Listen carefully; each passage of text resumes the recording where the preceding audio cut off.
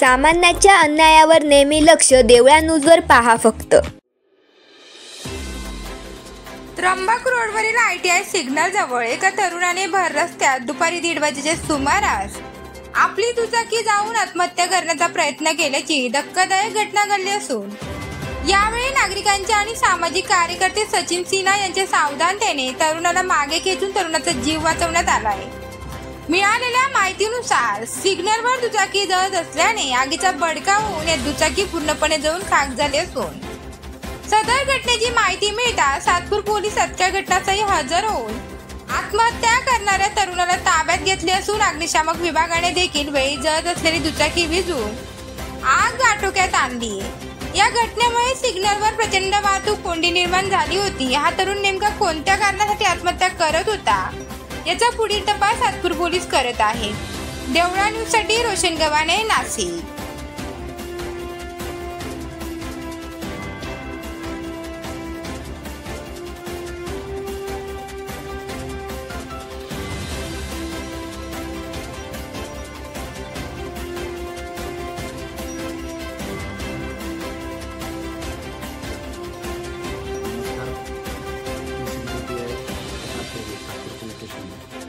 आज समाज माध्यमावर ITI सिग्नल जवळ एका तरुणाने आत्महत्येचा प्रयत्न करत दुचाकी जाळण्याच्या बातम्या वाढल्या होत्या।